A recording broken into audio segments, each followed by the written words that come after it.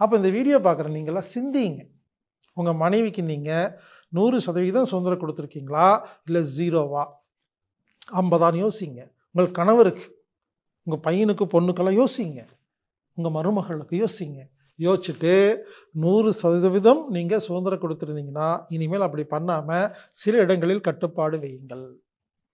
எதற்குமே சுதந்திரம் கொடுக்கவில்லை என்றால் நீங்கள் அவர்களுக்கு கொடுங்கள். அதே மாதிரி யாரெல்லாம் சுதந்திரமே இல்லாமல் ஒரு கணவன்கிட்ட அடிமையாக இருக்கீங்களோ, ஒரு மனைவி கிட்ட அடிமையாக இருக்கீங்களோ, மாமியார்கிட்ட அடிமையாக இருக்கீங்களோ, இல்லை ஒரு மேனேஜர்கிட்ட அடிமையாக இருக்கீங்களோ, நீங்கள்லாம் ஒரு விஷயம் புரிஞ்சுக்குங்க. இப்படி இருக்கிற வரைக்கும் உங்களை யாரும் காப்பாற்ற முடியாது.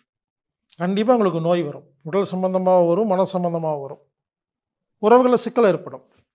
புரிஞ்சுக்குங்க, சுதந்திரம் என்பது நமது உரிமை.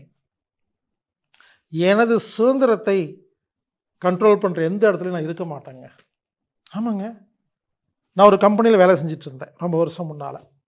அப்போ நான் சுதந்திரமாக இருந்தேன். சுதந்திரமான கரெக்டாக எல்லாம் வேலை செஞ்சுருவேன். புதுசாக ஒரு மேனேஜர் வந்தார், எனது சுதந்திரத்தை பறித்தார்.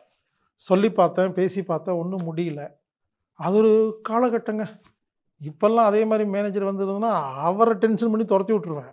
அப்போ இருக்க அறிவுக்கு, அப்போ இருக்கிற வசதிக்கு அவ்வளோதான் பண்ண முடிஞ்சுது. அப்போ என்ன பண்ணேன், ரிசைன் லெட்டர் எழுதுனேன் மேனேஜருக்கு. ஐயா, உங்கள் மூஞ்சி எனக்கு பிடிக்கவில்லை.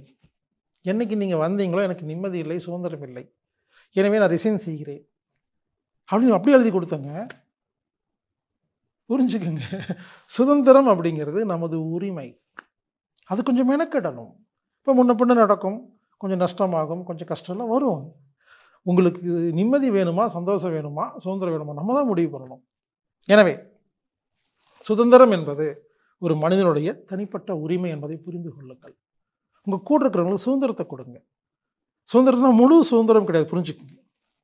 அதுவும் குறிப்பாக திருமணம் என்ற பெயரில் ஒரு பெண்ணை, ஒரு ஆணை முழுமையான சுதந்திரத்தை பறிப்பது என்னை பொறுத்தவரை உச்சகட்ட